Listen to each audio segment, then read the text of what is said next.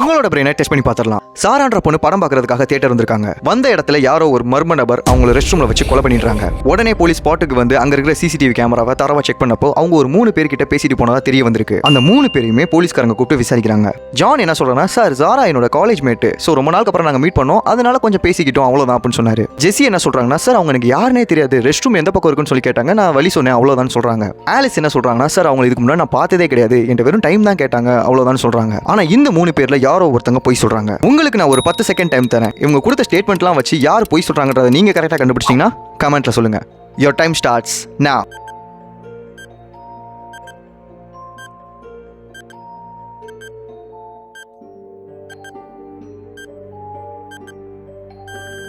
Stop.